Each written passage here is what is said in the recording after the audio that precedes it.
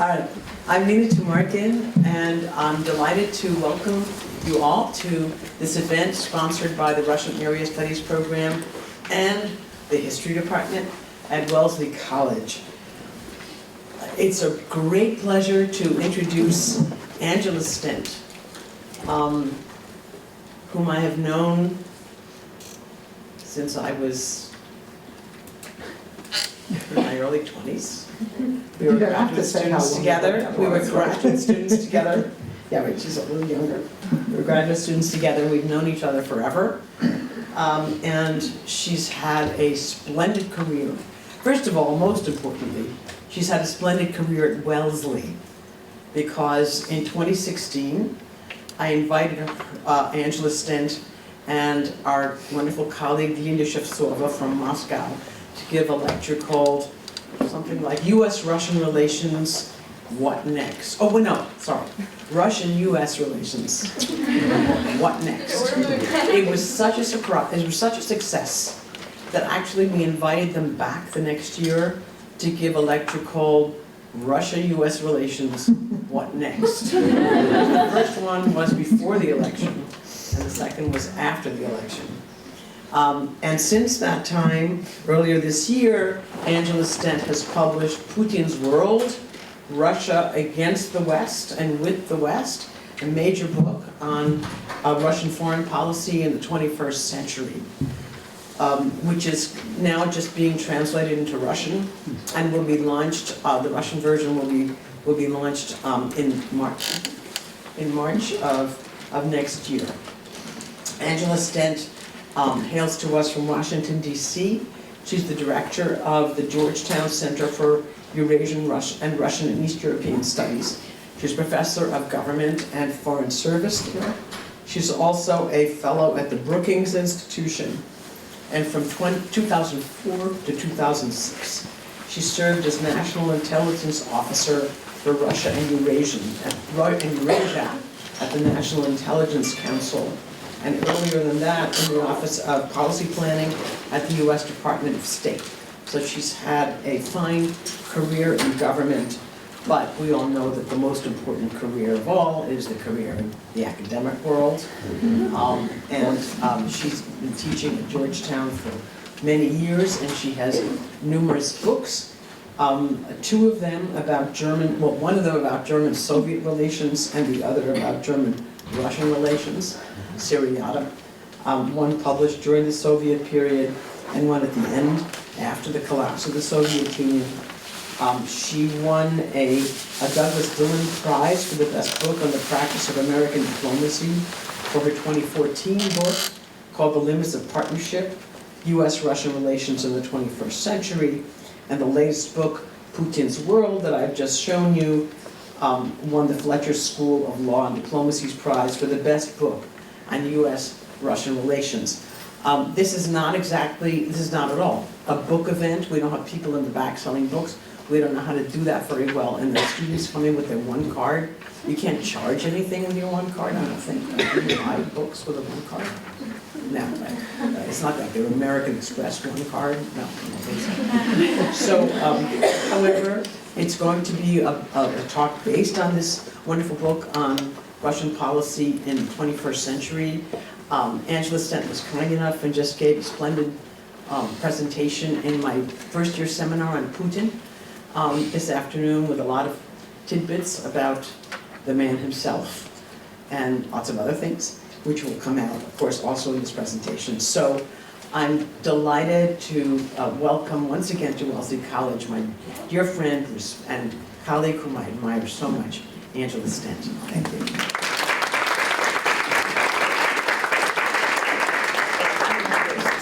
Sure. Thank you very much, Nina, for that very generous introduction. I'm thrilled to be back at Wellesley. I have to say, in 2016, when I was here with our colleague Lila Shevtsova, It was a very hopeful time. It was October of 2016, and we thought that Wellesley College, and particularly one of its most famous alumna, would be featured on the national political stage going forward. Alas, we were not correct in that assumption, but I remember that as being a very interesting talk. I love the image that Professor Tumarkin has there. I wish that were the cover of my book. It's not, but you can order my book on Amazon for $18, by the way, if you're so inclined. But I do have the Russian version of the book coming out, so maybe the Russians would like to publish that as the cover, although I doubt that. And it is a fake picture. I mean, as far as we know, right, I don't think that Mr. Putin has any tattoos. Or if he does, we've never seen them. So, but it's a splendid cover. So, there's a lot going on this week if you've been following any of the news, which does involve Russia, and hopefully we can come back to some of that later on in the lecture.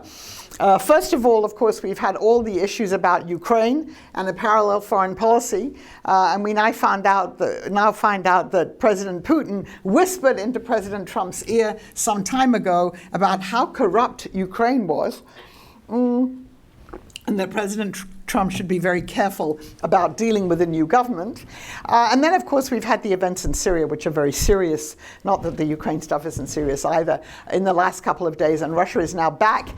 It was back in Syria anyway, but it's now going to be the main arbiter in the conflict going forward in post-Civil War Syria. And so I'm sure that's something we will get into too.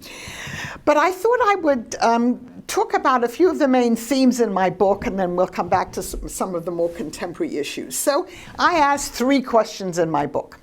And the first question, and it's one that we're still debating, is why was the West so wrong? After the Soviet Union collapsed in 1991, we thought that post-Soviet Russia would want to move towards a more pro-Western policy, a more democratic type of political system, the rule of law, something more competitive. It would want to shed the sort of heritage it had of the Soviet era and even of the Tsarist era, and become really much more of a modern country integrated into the world. And why did we also think that if we pursued closer economic ties with post-Soviet Russia, that would have a beneficial effect on the political relationship? Now, the second question was, how has Putin's Russia, and this is a country with a GDP the size of that of Italy, or the size of that of the state of Texas, I think is another comparison, with a declining population, declining quite rapidly, an economy that's dependent for 60% of its revenues on oil and gas, with crumbling infrastructure, and really with a rather unmodern domestic system. How has Putin's Russia been able to reassert itself so effectively on the world stage, I would say particularly in the last 10 years, returning to parts of the globe from which it withdrew after the Soviet collapse because it was too weak, and in some cases like the Middle East now, becoming the go-to power, if you like, the future power broker in that region. And then the subsidiary question, and that's the subtitle of the book, it's Russia against the West and with the rest. How come most of the rest of the world regards Russia as a large authoritarian country with legitimate interests and with whom they can do business? And they indeed do business. Why is there such a difference of perception in the west of Russia, although we don't have a unified perception, obviously, and much of the rest of the world that does not see Russia in the same stark terms that we do? And then the final and the most difficult question was, what can we do about this? For any of you who've studied Russian history or literature, you know there are always 2 questions in Russia. Who's guilty and what to be done about it? Who's guilty, you know, I won't really go into, but is there anything we could do to produce a more productive relationship with Russia, a better way of engaging with Russia going forward? So let's go to the first question. Why were we so wrong in the 1990s when the Soviet Union collapsed? And so part of the answer is we thought that the problem of dealing with the Soviet Union was because they were communists. It turns out that the problem was not only because they were communists, but because they were Russians. And by that I mean not character assassination. I'm not talking about the Russian character, but the Russian sense of their place in the world, of their relationship to the West, of their unique civilization on the Eurasian landmass. All of those things are fundamentally different, the way they see the world, than the way we see the world in the West. And I think that was one of the things that it took some time for the West to understand as the 90s wore on. And Putin has spoken very publicly about this. So first there's the question of the Russian idea, and this is something I do deal with in the book. And I quote the famous 19th century Slavophile poet, who I'm sure some of you have studied, Fyodor Turchev, and he wrote that there can be no alliance between Russia and the West, either for the sake of interests or for the sake of principles. So Russia and the West cannot ally either on the basis of principles or interests. And then he went on to say that the solution for Russia was to exacerbate and to promote Western disunion, Western disunity and division. If that sounds familiar, that theme's been there for some time, at least since the 19th century. Putin has on several occasions, numerous occasions, accused the West, particularly the United States, that we're trying to break up Russia, that the things we do mean that we really want to break up the country and make it weak again. But he frames this Russian idea really in broader terms. And he emphasizes this idea of Russia as a unique communal civilization, where individual rights aren't so important. The individual shouldn't be so important. And the commune, the group is much more important than the individual. And that's superior to that of the individualist, decadent West. And Putin talks a lot about the West being decadent. He talks about Russia now being the true harbinger of Western Christianity, and that in the West, Christianity has now become satanic, and hence this idea of a conservative international and Russia as the perpetuator of conservative traditional values. You hear that a lot, and that is all part of it. Of course, he has also said that the collapse of the Soviet Union was a great geopolitical catastrophe. He hasn't said it was the greatest political catastrophe. That's a mistranslation of what he said. But it was a great geopolitical catastrophe because it left so many Russians living outside of post-Soviet Russia. 25 million of them were now separated from their homeland. And he believes that it is his duty to restore Russia's rightful place in the world. And of course, that's what he's been trying to do since he came to power in the year 2000. So today we see a Russia that defines itself largely in opposition to the West and opposes the system of values that are at least advocated by the European countries and by the United States. But another important influence on contemporary Russia and post-Soviet Russia's view of its place in the world is, in fact, its place on the Eurasian continent. Russia became an empire by absorbing the territories contiguous to it. Remember, Russia has no natural borders except in the north, the sea there. And there's also no precedent in Russian history for permanently accepting the loss of territory. And that's an important thing to remember. We've seen cycles in Russian history of losing territory and then gaining territory again. And we have to quote the famous Russian empress, formerly German, Catherine the Great. There's a new series on HBO about her, which I haven't seen yet, but apparently has very good reviews. And she became, of course, the empress of all the Russias, and she absorbed very much these kind of Russian values. She converted to Russian Orthodoxy. And she had a famous phrase, and she said, that which stops growing begins to rot. And she said, I have to expand my country's borders in order to keep my country secure. So the idea that the only way to defend Russia was by absorbing the contingent territories, because otherwise Russia would be vulnerable to invasion. So if you look at the Russian version of history, we are the victims of waves of invasion, whether it's from the Swedes, the Turks, other countries. If you talk to Russia's neighbors, they have a very different narrative, which is we were the victims of Russian aggression. But the way that the Russians portrayed is we have to have these buffer states next to us because that is how we secure our own country. And so, of course, Russia has alternated over the centuries between expansion and then retreat and then expansion again. And you can really, I think, only understand the current war between Russia and Ukraine by understanding this Russian idea that to have Ukraine somehow as part of the West is a direct threat to Russia's security. And Russia today defines its security perimeter not as the borders of the Russian Federation, but as the borders of the post-Soviet space. So it's not, we'll feel secure inside our own borders. We'll only feel secure if our neighboring countries not a part of Russia, they're not trying to recreate the Soviet Union, but if they remain neutral and don't become part of any Western structures. And that's the heart, really, of a debate today between Russia and the West, Russia and NATO, and obviously with what's going on in Ukraine. Now, on the question of how Russia under Putin was able to play a weak hand so well. So there are two answers to that, and one of them was Putin had a plan. He came to power in the year 2000, well, first in 1999 as prime minister, so he's really been in power 20 years.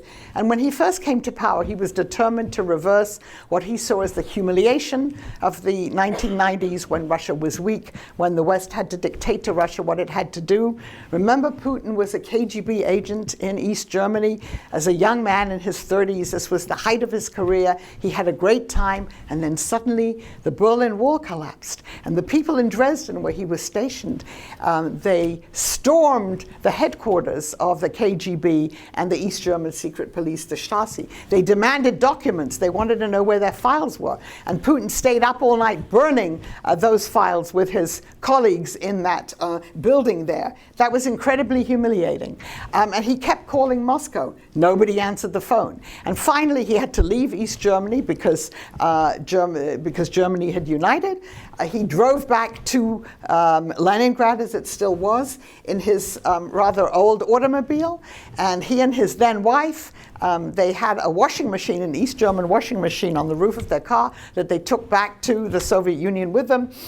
Because they didn't have things like that, those kinds of washing machines. So the whole thing as a young man was very humiliating for him.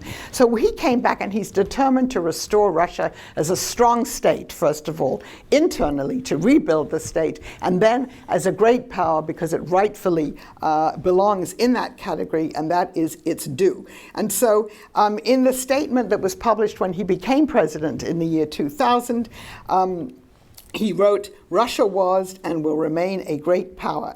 This is preconditioned by the inseparable characteristics of its geopolitical, economic, and cultural existence." So very important.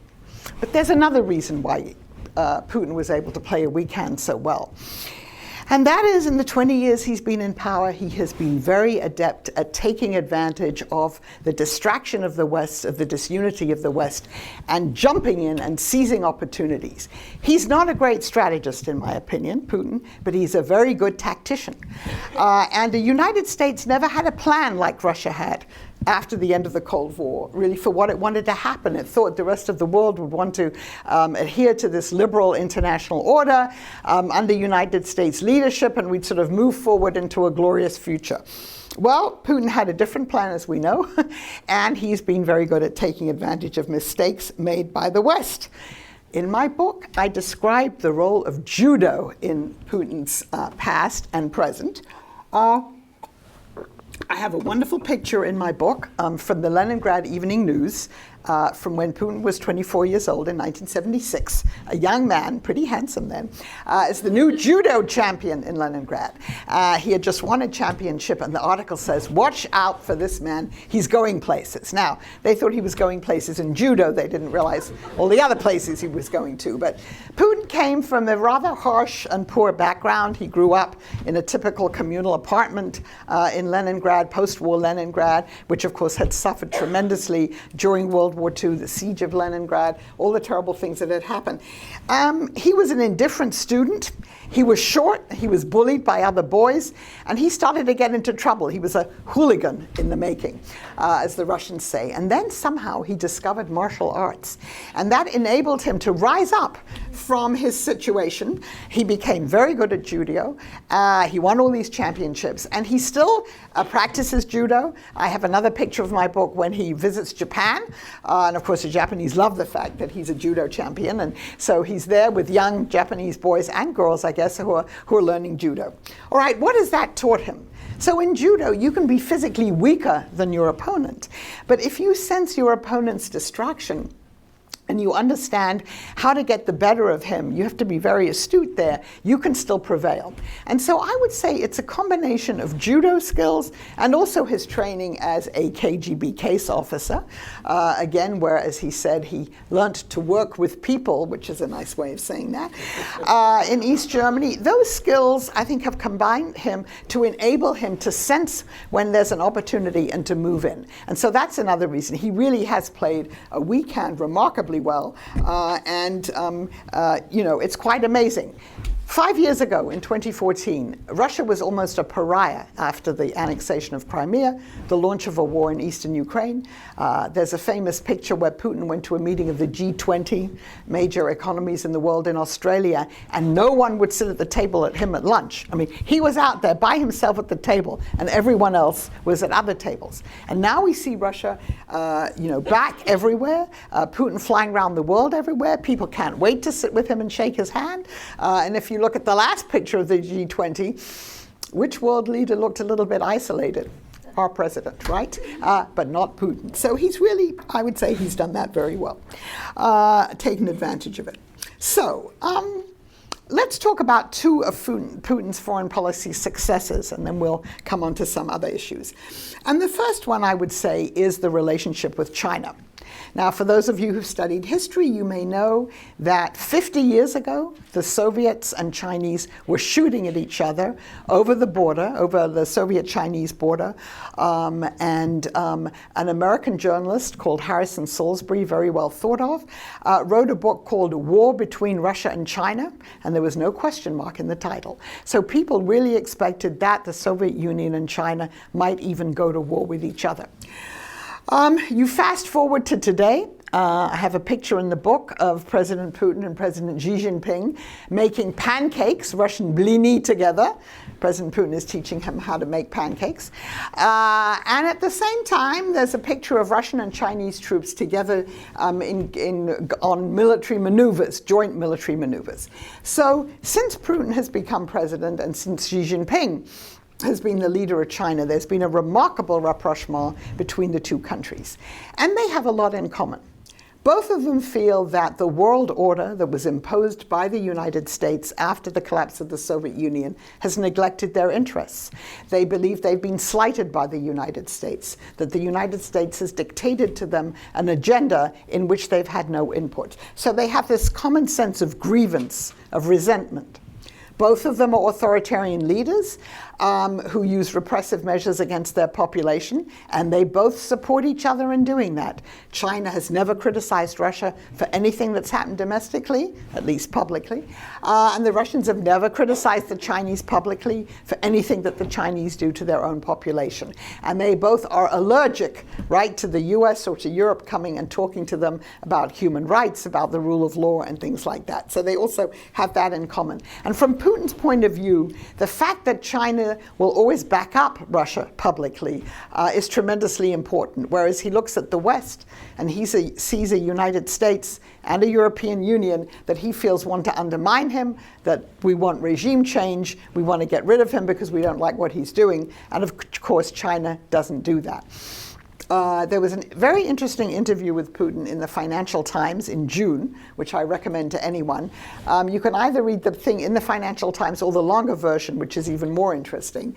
And that's where Putin appears to be a populist, and he hates the elites, and he supports the people against the elites. He says, globalization is dead, liberalism is dead, all these things are dead.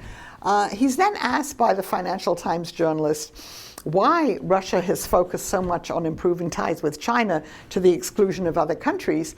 And the question to him was, why have you put all your eggs in one basket? And Putin's response is, we have many eggs, but not too many baskets.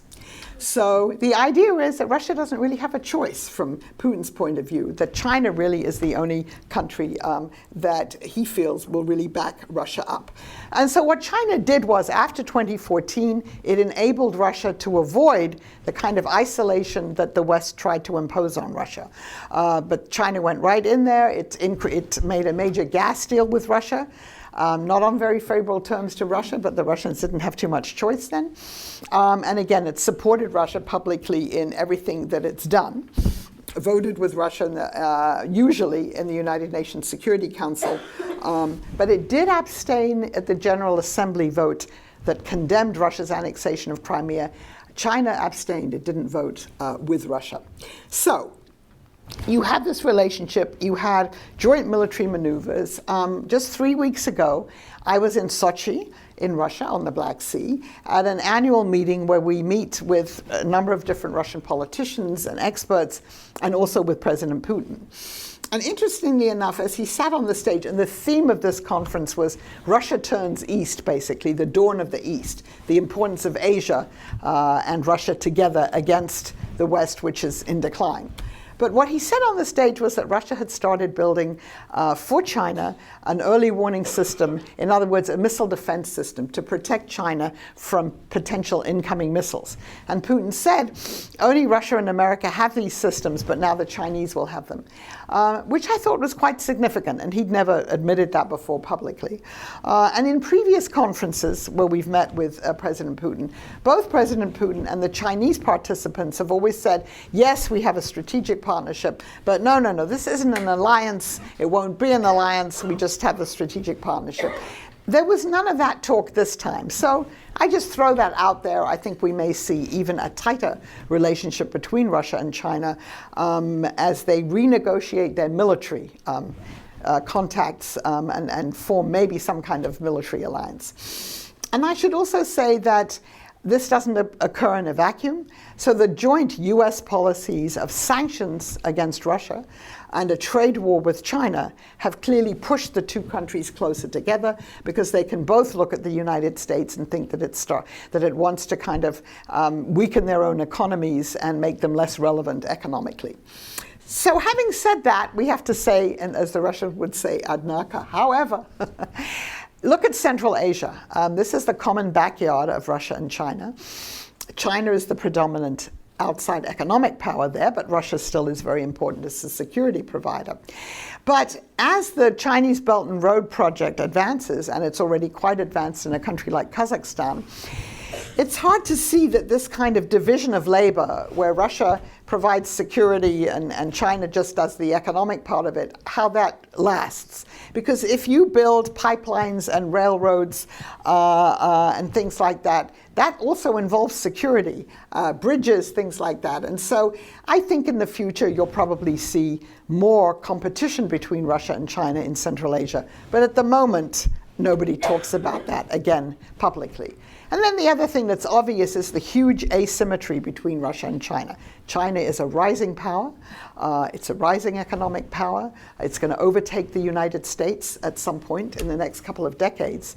Russia is not a rising power economically. It may be able to project military power on the cheap in different parts of the world. It may be able to be present in a number of countries, but its economy is essentially an oil and gas economy, not a modern economy. And by the way, when you talk to Chinese people in smaller groups and not in big fora, they will say, we don't really understand why the Russians aren't able to modernize their economy more. I think for many Chinese officials and even ordinary people, it's just kind of interesting why that's not happening. And so Russia is still really, and will be for the future, the junior partner in that relationship. And then I think the final thing to ask when you look at Russia and China is, where do the Russian and Chinese elites send their children to study? And we know the answer to that if they go abroad and they don't stay in Russia and China. Both Russian and Chinese. They go to the United States, they go to Europe, maybe they go to Australia, but not that many Russians go and study in China, and not that many Chinese study in Russia. I mean, there are a few, but that's not where the human contact is. And so there's still a huge gap, if you like, in human contacts and cultural contacts between Russia and the West on the one hand, because Russians will say we're culturally European, and Russia and China, where clearly they don't have as much in common with each other. So that's why I preface this by saying it is a growing partnership. It is a success for Putin. China has enabled Russia to move forward since the events in Ukraine, since the annexation of Crimea and the war there. But I think in the longer run there are questions. And the final question is, the Russian Far East is rapidly being depopulated. It's the most depopulated area of Russia. And if you go there, you have 6 million Russians on one side of the border. And I think there are maybe 110 million Chinese just on the other side of that border there. And you wonder, these are the territories when Mao Zedong was alive. He gave an interview shortly before his death to Japanese journalists where he said, you know all those territories in the Russian Far East? They used to be Chinese, and he said, and the reckoning is still to come. So again, it's not a question that you ever see discussed publicly either in China or Russia, but one throws that out there looking into the future. So, and the other foreign policy success, as I said at the beginning, is clearly Russia's return to the Middle East. Now, in the Soviet times, the Soviet Union, of course, was active in the Middle East, but it chose sides. It mainly had relationships with countries that were socialist-leaning.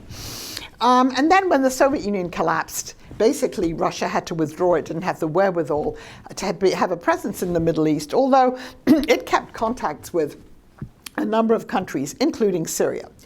And then in 2015, in September of 2015, Putin decided that it was time for Russia to come back into the Middle East. Its ally, Bashar al-Assad, looked as if he was going to be defeated in the civil war.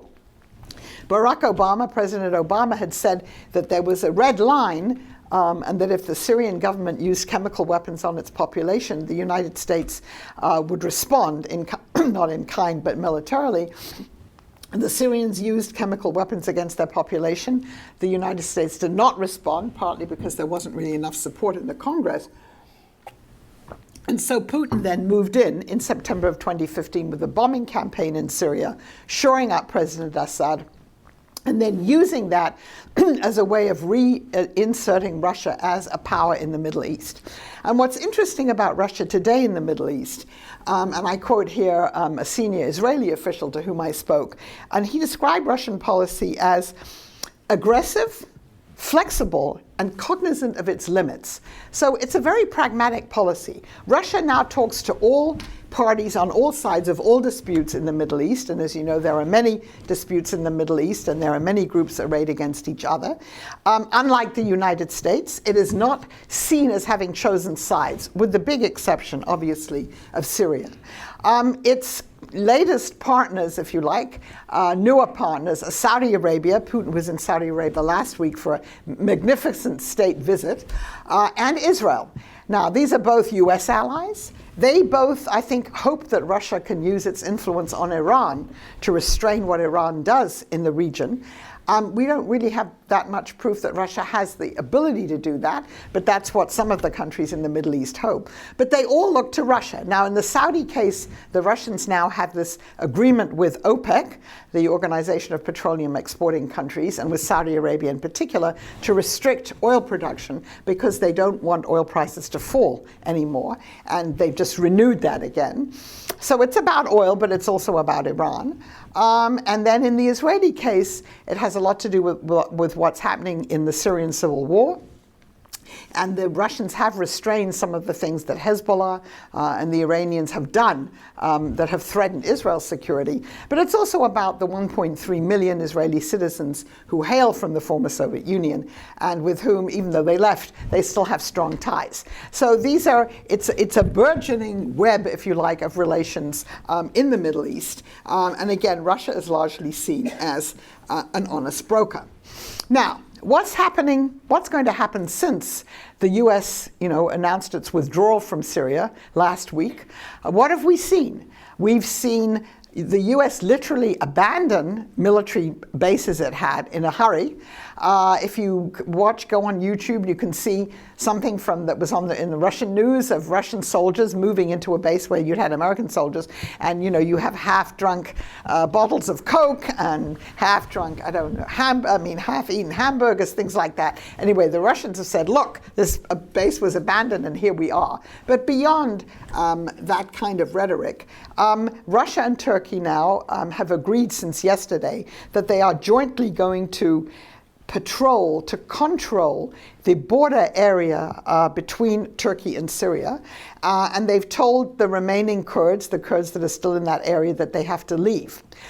So Russia has suddenly now become the power in this Syrian civil war, the US having withdrawn. But that also has some dangers for Russia. So one of the reasons why Russia went into Syria was a domestic one. The second largest group of fighters for Islamic State in Syria have come from Russia. So they're either Russian citizens or they are Central Asian people who live in Russia, migrant workers, and who've become radicalized while living in Russia, and they went to Syria to fight. And so what Putin had hoped was, by supporting Assad and by having ISIS defeated as it was, that this would be one problem that Russia wouldn't have to deal with so much anymore, particularly people coming back from Syria to Russia. That question's now reopened. What's happened even in the last couple of days since the US withdrew is that a number of these camps where ISIS fighters have been housed have been opened up. The ISIS people have escaped, the men, but also women, a lot of the women who were also active in the fight there. And so in fact that problem is going to probably rise again, and so someone's going to have to deal with it. And so really what Russia has done by assuming this outsized role in Syria now and replacing the US is it's also inherited all the problems. Secretary of State Colin Powell had a famous phrase, in the Iraq War, if you break it, you own it, the motto of Pottery Barn. Russia didn't break Syria. Obviously, Russia went into Syria after the civil war had begun. But Russia now owns that problem because it is the remaining great power there. And again, we'll have to see how it can deal with that problem, but it certainly cemented its role as a major power in the Middle East. Now, you can ask, what would Russia's longer-term goals in Syria be? And maybe we can come back to that. That's not completely clear. Russia certainly will not be able to pay for the reconstruction of Syria when and if the war ends there. Putin has been trying to get the West to pay for that, but that's not going to be that easy either. So we'll see how Russia does with that.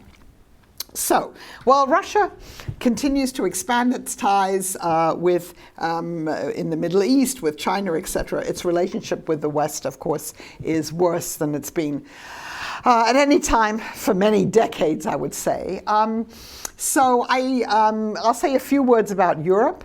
The major country, obviously, the major interlocutor for Russia in Europe since the Soviet collapse and prior to that the reunification of Germany has been Germany. And because of the very complicated history between Germany and Russia, and any of you who've studied with Professor Tumarkin know a lot about that, because of that very complicated history, the Germans feel that they have a special responsibility toward Russia, and they're very grateful to Gorbachev, at least, for allowing Germany to reunify.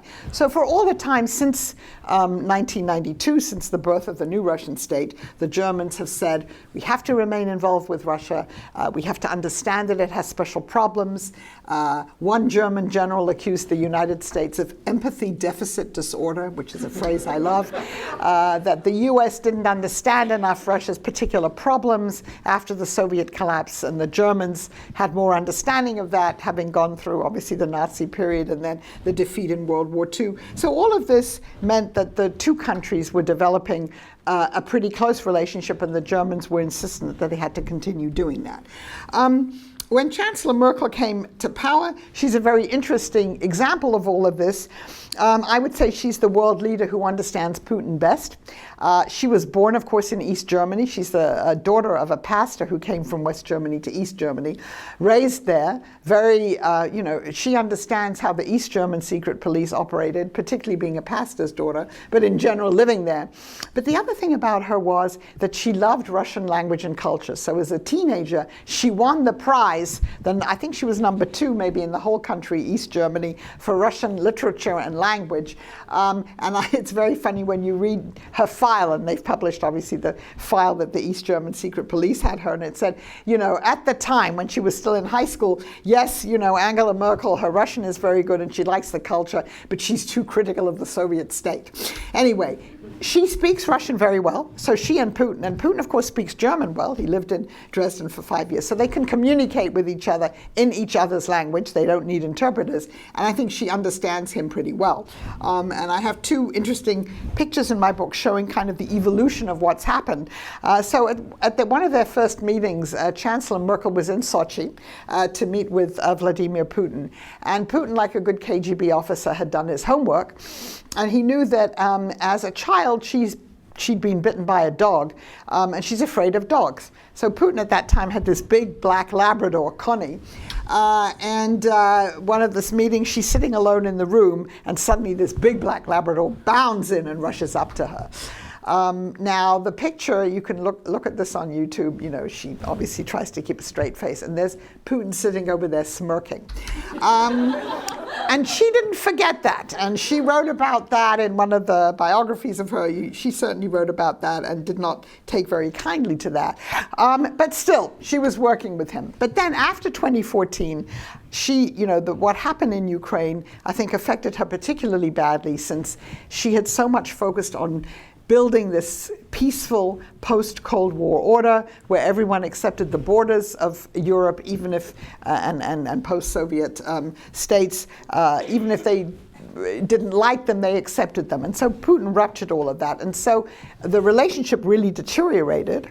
But with the advent of President Trump, and this is sort of a tale of what's happened for Russian relations with parts of Europe, with the advent of President Trump, he really doesn't like Germany for reasons we can also speculate about, although of course his father comes from Germany, or grandfather did, and he's treated her pretty badly. And so after one of these meetings a couple of years ago, when President Trump was quite rude to her, the next thing you see is her meeting with Putin, and Putin standing there with a big bunch of red roses and smiling at her. So the moral of that story is, you can set the dog on her, but then when you realize that there's an opportunity created by the problems with the U.S., so the relationship with Russia is still difficult for the Germans, but there are large parts of Germany that still feel that they should, Germany needs to understand Russia better and have a better relationship with it. And the only other thing I'll say about Europe is France. So now President Macron has decided, Chancellor Merkel is sort of on the way out, she's going to be retiring soon, that he wants to be the leader in dealing with Russia. And so he's now talked about a new reset with Russia. And so he said we need to re-examine Euro-Atlantic security, we need to rethink the relationship with Russia. In other words, we need to get over 2014. And this is what you see happening among a number of European countries, particularly Central European countries like Hungary, is we need to rethink this. Why do we have sanctions against Russia? And so, Putin's waited long enough, and so a number of European countries have said, we don't want to go on like this, having all these sanctions and adversarial relations with Russia. We want to have better relations. We'll see what happens with that. Now, just a few minutes on the U.S.-Russian relationship, and I think we'll be coming back to that. So, as you probably know, living in this country, the unique thing about Russia today in the U.S. is how it's become a domestic issue. And that is to say, for people who do not like President Trump, Russia and Trump are interchangeable. And of course, you've seen that again this week with people saying, Putin had a hand in exactly persuading Trump that he shouldn't be dealing with Ukraine, that there's something going on there that we don't know about. and that so Russia is a domestic issue, and it's part of our own polarization, which in fact makes it very difficult to have a reasonable discussion about Russia in some parts of the country, hopefully not in academia, because everything is demonized, and you shouldn't demonize everything. You have to be sort of more rational about it. Anyway, it's a domestic issue. And then you look at the policy, and people sometimes ask me, what is American policy toward Russia? And I say there is no one policy. So what you have is the policy of Donald Trump, who obviously wants to have a much better relationship with Russia, who admires President Putin. By the way, President Putin always says very complimentary things about President Trump. In Sochi a couple of weeks ago, he said that he thought President Trump was unconventional in the way he dealt with foreign policy, but he praised him for what he'd done with North Korea. So he was really quite complimentary about him, never criticized him, and Trump has obviously never criticized Putin. So that's one thing. And then you have the policy of the rest of the US government. And that's the executive branch. It's true, you know, whether it's most of the State Department, the Defense Department, the intelligence agencies, and the US Congress. And so what the US Congress did after Trump came into office was they made sure that sanctions would be codified. So under President Obama, we did impose sanctions on Russia for the election interference and for what it did in Ukraine. But those were by executive order. So the president then had the ability to remove them or modify them if he wanted to. But the Congress came along and said, no, we're going to make this the law of the land now. So now it's much harder. President Trump can't just say, as I think he would have loved to have done in the beginning, let's get rid of all these sanctions. So we have lots and lots of sanctions. I'm not sure that they're all that effective, but that's part of the executive branch's policy. And then we have some other areas where we should be dealing with the Russians, and it's not clear that we're going to, and that has to do with arms control. So since 1972, we have had agreements with the Russians since President Nixon visited the Soviet Union in 1972 while the United States was mining Haiphong Harbor during the Vietnam War, and he sat down with Leonid Brezhnev, the then leader, and they signed an agreement limiting strategic arms, the number of long-range nuclear weapons, warheads, and delivery systems that we would have. And then later on, of course, under President Reagan and Gorbachev, you had the Treaty on Intermediate-Range Nuclear Forces, which we destroyed entirely, the whole class of weapons. Well, last year, the Trump administration began to announce that it said the Russians were cheating on the INF agreement, that's intermediate range weapons. Actually, the Obama administration had sort of said that too, but they hadn't done anything about it. But as of a couple of months ago, the US pulled out of this agreement, and the Russians did too. So there's now nothing restricting the construction of intermediate range weapons, and so we're producing them and deploying them, and I'm sure the Russians will. It's not clear exactly where they'll be deployed. From the US point of view, I don't think maybe the Poles would take them, but I don't think that we would do that. Maybe they'd be deployed somewhere in Asia. I think nobody's clear about that, and we don't know what the Russians will do. But that's already a big uncertainty. But I think what's even more worrying then is the fate of the Strategic Arms Treaty. So this is a treaty that was signed by President Obama and then President Medvedev, who was president for 4 years. And again, it reduces the number of strategic weapons both sides have. And all these agreements have always had verification procedures, intrusive verification procedures. We can go to Russia and see what they're doing, and check out that they're not cheating, and they can come here and do the same thing. Well, this agreement expires in 2021. It could be extended for 5 years, no new agreement, and then you can think about a new agreement after that. So far, the Trump administration has shown very little interest in extending this treaty. The Russians would like to extend it. The US argument is that China is acquiring more and more nuclear weapons, although they're mainly intermediate range weapons, and that you can't have another agreement unless you have the Chinese as part of this agreement. And also, of course, we have a whole new class of weapons and cyber things, all things that weren't included in the 2011 agreement. The Chinese have said, no, thank you. We have far fewer nuclear weapons than you have, and we're not going to negotiate with you. You just negotiate with the Russians. And so we're now in a position, I don't know what will happen there, but we could get to 2021, and we could be in a situation where essentially there is nothing regulating the nuclear arsenals of either the United States or Russia. Between us, we have over 90% of the world's stock of nuclear weapons. And it will not only be bad if we don't have this bilateral treaty with the verification procedures, but it will really promote proliferation. We've already had the Turkish President Erdogan in the last 2 days say, okay, Turkey needs to acquire nuclear weapons too. Why not, right? So how many other countries will then decide, well, maybe they need nuclear weapons too? So this is a dangerous, I would say, inflection point, and it's something where we should be moving towards something different, but we haven't yet. I think probably I should give you a chance to ask questions. Let me just and give some views. I think when you get to the what to be done question, obviously it's difficult. We may have a different administration, right, in power next year. We can talk about what they might do. But I think it's also true that as long as President Putin is in power, it's going to be difficult to radically alter the nature of the relationship as it now is because of the way I think he sees the West, at least the United States, as a threat. And then we can also discuss, is he going to leave power in 2024 or not? But as long as he's in power, it's going to be difficult. But that doesn't mean you cannot do anything. And so we have to still try and work with Russia on areas where we have common interests and where we can make some headway. We're never going to have a relationship with Russia that works on all fronts. I always tell my students that at the best of times, the relationship with the United States and Russia is compartmented, and it works in some ways and doesn't work in other ways. But we could be focusing again in a renewed way on the arms control side of it, on the counterterrorism side of it, even though that's also challenging.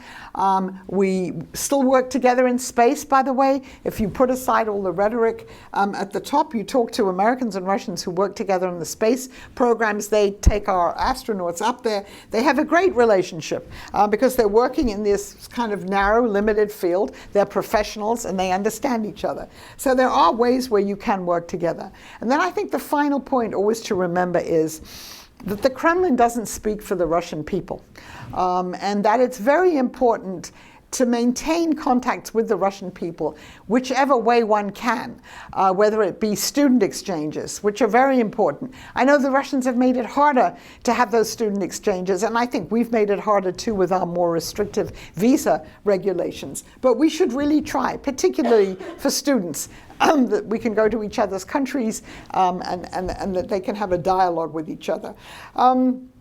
Maintaining those contacts, and then in other ways, with second track groups of professionals who can discuss things, whether it be lawyers or health professionals, things like that, where you can send Americans to Russia or Russians to America, and you can keep up some of those civil society contacts and try and have a wider dialogue.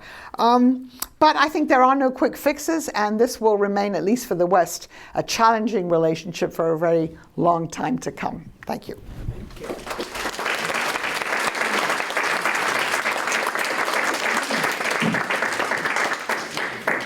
Well, we have the opportunity for a Q&A, and I think we have a student who's going to help with a microphone in the audience. Before we start, I just want to announce, in case you're curious, about why Ukraine has kind of insinuated himself into the middle muddle of U.S. politics.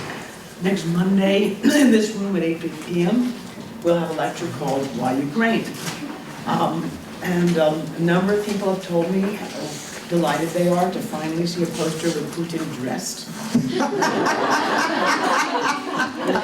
Our speaker is going to be Sergei Plokhin, who's the director of the Harvard Ukrainian Research Institute and actually the country's top expert on Ukraine. So I hope that next Monday at 8 p.m. you'll all want to come out to this very interesting lecture. So, but now Professor Stent is going to be addressing questions. So, questions? Usually 14 seconds need to elapse. How much of an impact has Putin's personality, his vision, his view of Russia impacted what we see today? In other words, if there was someone else in that role? Would we be in the same position in terms of the East, Russia, and the West, or is his force of personality make a difference? How much of a difference? It's a great question. I mean, clearly the personality is important. If you look back, let's look at two leaders who did want better relations with the West, Gorbachev and Yeltsin. Unfortunately, those are both leaders that are not very popular among Russians, right? Because Russians believe, and this is important because they believe that Russia was kind of weaker then. But the fact that Gorbachev was in power and wanted to improve ties with the West, and that Yeltsin did too, even though he didn't fully understand how to do it, shows that the personality of the leader makes a difference. But I think it also shows you, if you look at what Putin's done, that he really does represent, a significant current of opinion among Russians. Russia is a great power. The West has disrespected Russia. And Putin, for them, is the strong guy who's saying, we're not going to be pushed around by the West. We took back Crimea. That was tremendously popular, not only among sort of ordinary Russians, but Russians who normally one would view as being more, let's say, sympathetic to the West. So clearly, if it was someone else in power, I'm not sure that Russia would have done, would it have annexed Crimea or started a war in eastern Ukraine. I'm not sure that would have happened. But I think the fact that the person who came to power then felt it necessary, and Putin, and it is important to say in the beginning, Putin started off appearing as if he wanted better ties with the West, and I think maybe he really did. He met with Western leaders, he listened to them, he said he wanted better ties, and I think he's felt progressively disillusioned. Since 2001, when Russia really did support the United States after the 9/11 terrorist attacks, and they were helpful during the first phase of the war in Afghanistan and all those kinds of things. And he feels personally that he didn't get what he thought the United States should have given Russia for doing that. So I think it is partly his personality, the fact that he was in the KGB and he surrounds himself with people from the intelligence services also makes a difference as to how Russia acts both domestically and internationally as well. But I think he's also a symptom of Russians wanting to feel, that they are respected, maybe that they're feared, and that's why I think he's as popular as he is.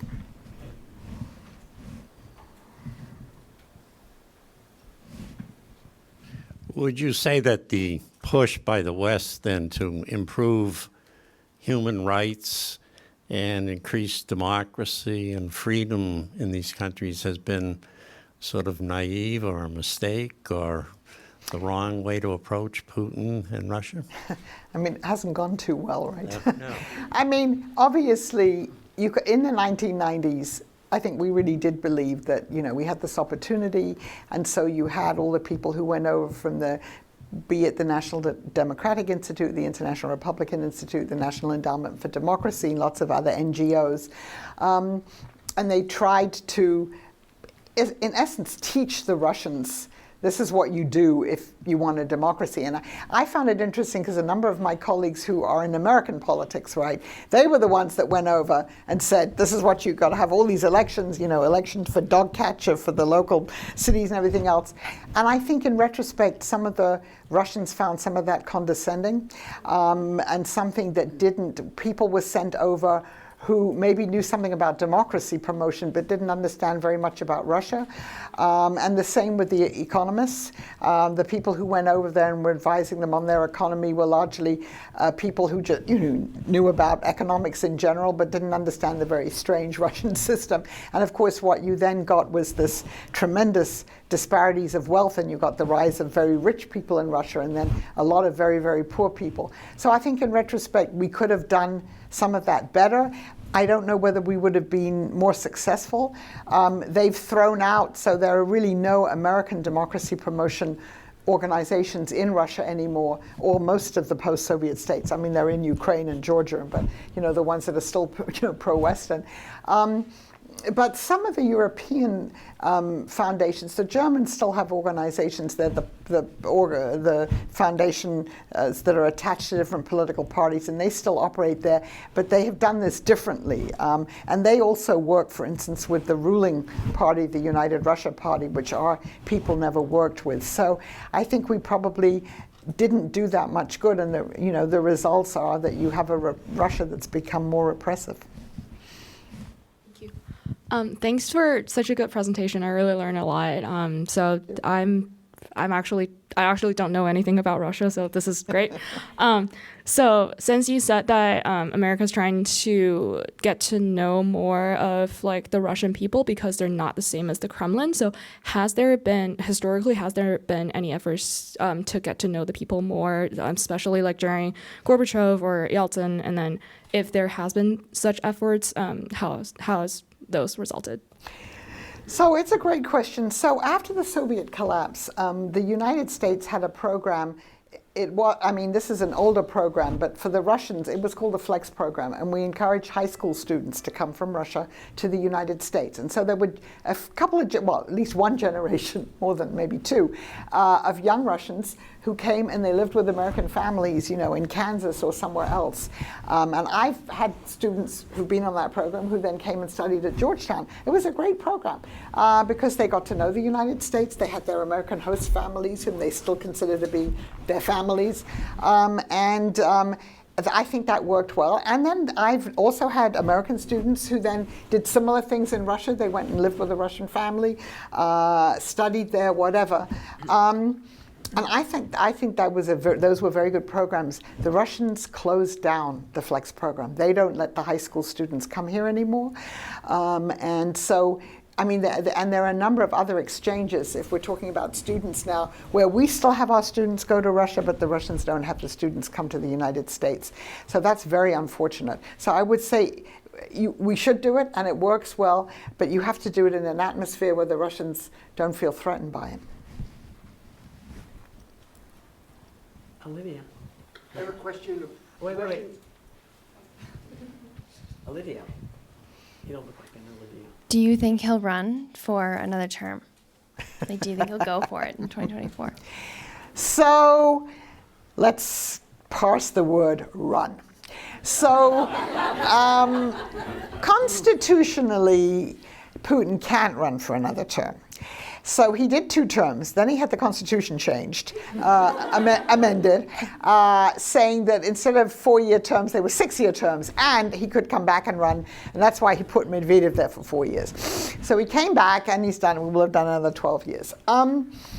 So he has a number of options. So the Speaker of the Parliament there, a man called Vyacheslav Volodin, has already said we have to change the Constitution. Have a different constitution, Putin forever, whatever. So you have a number of these people saying, Putin for life. Although Putin, he has not said yes to that.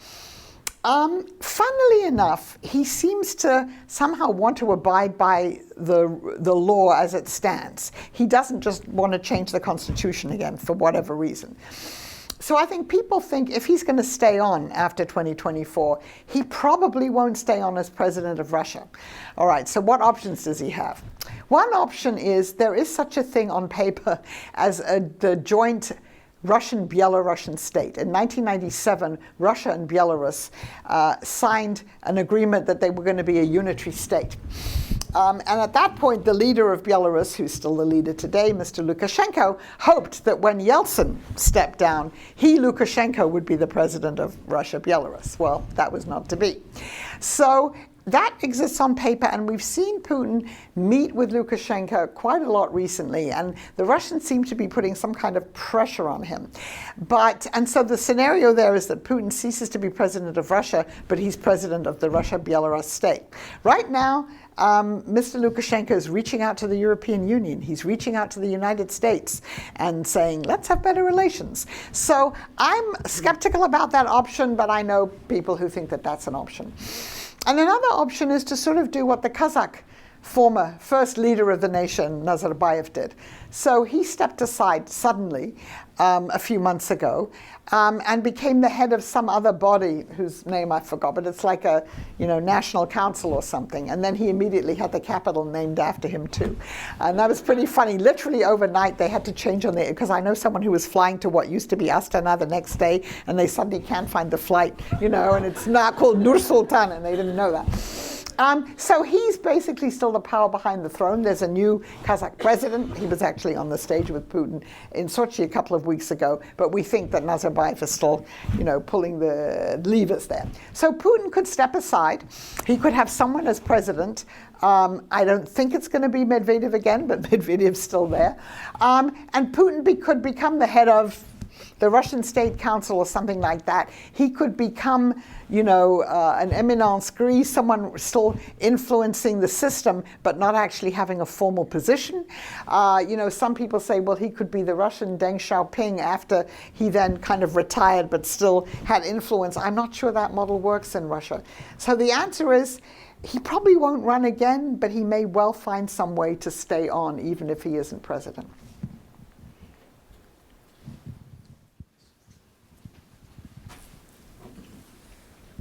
Over the past 30 years, the Russian military managed to shoot down 2 commercial airlines.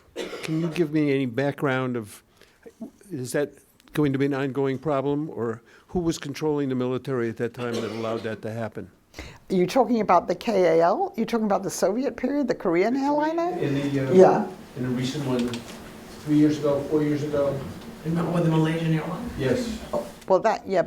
Well, no. So the Korean airline was in the Soviet period. That was 1983, I believe. So the Malaysian airline wasn't shot down by the Russians as far as we know. What it was shot down by separatist forces in the Donbas region. The missile came from Russia. There was certainly coordination with the Russians on this. But there was a mix-up. The people on the ground in Ukraine, the separatists, and probably with Russians with them, and we know because there are voice recordings of that, thought that they were maybe shooting down a military airline. They didn't understand it was a commercial airline. And I think with the KAL, it was the same thing. They didn't wait long enough to establish that this, again, was a commercial airline that was flying, that had erroneously entered Soviet airspace. So I think the conclusion you can draw from that is that, is the coordination and then the understanding and the early warning part of it.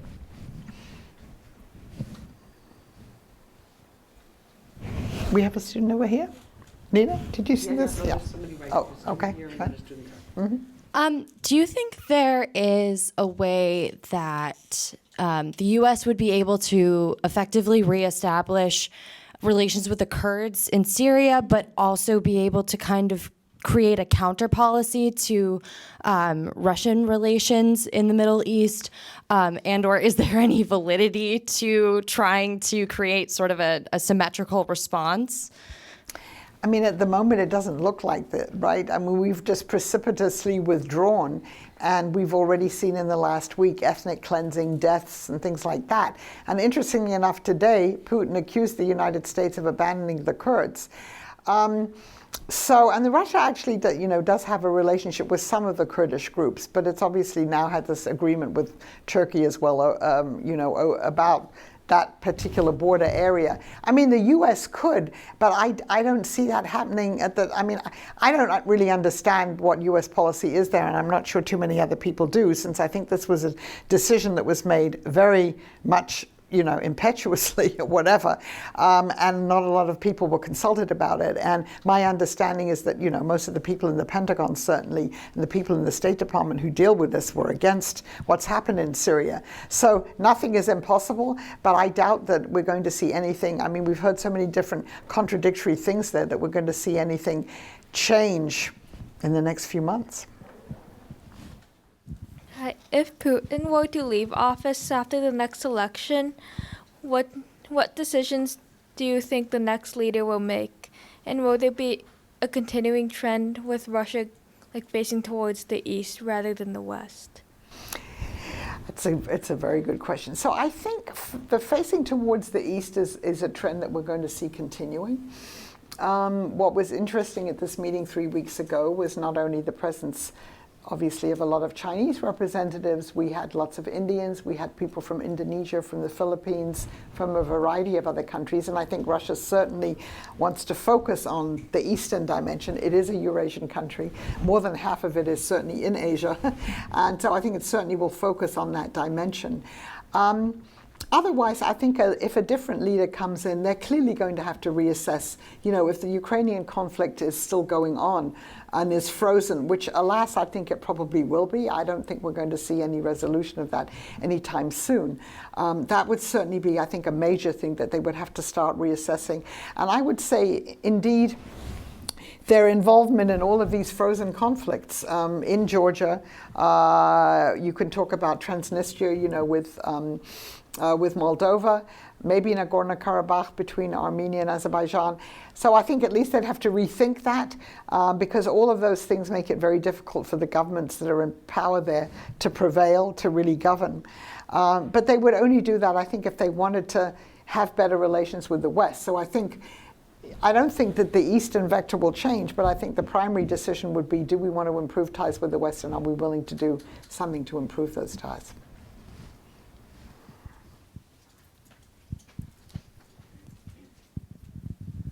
You mentioned that Russia has assumed most of the problems that exist in Syria, and also that Russia primarily projects power in very cheap ways. Mm-hmm. Do you think there's a potential complication should Russia continue on the trend of assuming instances where there's power that they can assume, but also the extent to which they're willing to spend on military projection? Right. How long can they do this on the cheap? That's a good question. So, the thing about the Middle East is, they may be present in Syria now in a way that the U.S. isn't. But, we're militarily much more powerful than they are, and there's a limit to how much they can project that power there. So, they've modernized both the their sea base there, their port of Tartus, and their air base in Khmeimim in Syria. And that's more or less done now. But what they can't do really is, I would say, inject a significantly greater amount of military power there. And again, they can't pay for the reconstruction of the country. So I think that will limit what they can do. Certainly the limits to their own ability to project military power. And if you look in other parts of the world, like Venezuela, right? So what they're doing there, they're doing with a minimum of military power. They're doing other things, obviously, in terms of helping run the oil industry there. But that does limit what they can do. And as long as they can, and even in Ukraine, they've obviously spent money there and they are militarily involved there, but they've limited it. And at some point, the choices are going to become more difficult for them.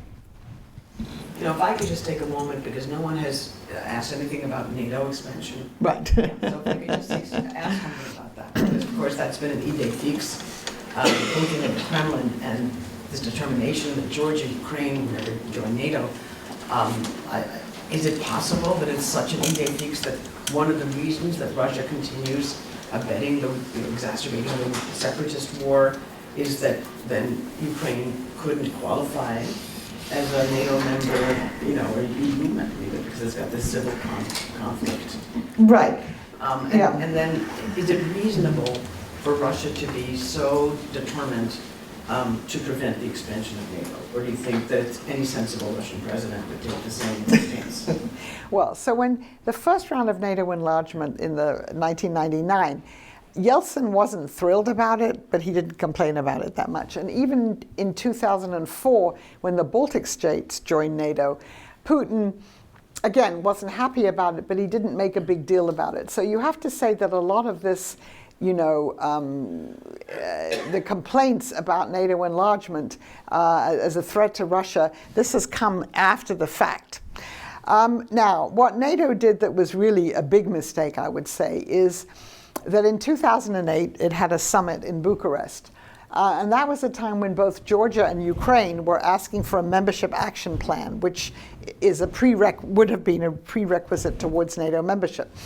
And the Bush administration was really pushing that, but it started pushing it very late. And the Germans and the French, this is 2008, violently objected to that. They said, it's a bridge too far. If you start offering Ukraine and Georgia NATO membership or plans, the Russian reaction will be such that, we'll regret it. And so they all got to Bucharest in a very ill-prepared summit, I would say. And they stayed out practically all night, the principals, or their deputies, trying to work out language for the communique. And the compromise they came to was a statement that's, that they weren't going to give membership action plans to Georgia and Ukraine. But the statement said, Ukraine and Georgia will join NATO. Okay. So if you're in the West, you can look at that and say, yeah, that means, maybe one day, 20, 50 years down the road. But if you're Russia, you can point to that and say, it says in black and white on the communique in 2008, Ukraine and Georgia will join NATO. So what happened afterwards? Russia then provoked Saakashvili and Georgia to starting a war. And you had a war between Russia and Georgia in August of 2008. And then when Yanukovych, the then Ukrainian president, fled from Kiev, in February of 2014, and the Russians realized that you were now going to have, a different government in Ukraine that was going to want to join NATO. That was a perfect reason for them to seize Crimea and say, we don't want NATO ships, and Putin said that, in the Black Sea, right, where the Black Sea Fleet, Russian and Ukraine were co-located there. And I think that's still a reason that the Russians will give for what they're doing in Ukraine, because they don't want, NATO on their borders. So I think at this point you can say the Russians have succeeded clearly in making sure that in the case of Ukraine, you have a government that finds it very hard to, it can't govern the whole country because the Russia's-backed separatists are occupying a part of it. And so there are people now, and Thomas Graham has an article just now in Foreign Affairs that came out this week saying, if we want to improve relations with Russia, we have to say Ukraine is never going to join NATO. Ukraine's going to be a neutral country. So that, of course, assumes that if we said that, the Russians would say, fine, we're getting out of Ukraine, which I would, I wonder. But I think that the Russians, do they genuinely fear NATO? So from a rational point of view, if you look at Russia and the challenges to it, you could really say NATO isn't a challenge to Russia. NATO doesn't have an aggressive policy towards Russia. We withdraw all these troops. Some of them have gone back because of what happened in Ukraine. The danger is from the south and ultimately, clearly from the east, right? To Russia, but that's not, they act as if the only danger they have is from NATO. So at some point, and this is where Macron comes in with his, we need to reevaluate Euro-Atlantic security. I don't know how you do this better, but I think now to say, to tell the Ukrainians you're never going to join NATO at this point, would be pretty bad, and it would also mean that we've gone back on what was admittedly a very ill-advised wording in the communique. I see. Right. Well, thank you all for a wonderful evening. Thank you, Professor Stent, for a fantastic presentation, and to all of you for your excellent questions. And hope to see you next Monday to figure out Ukraine.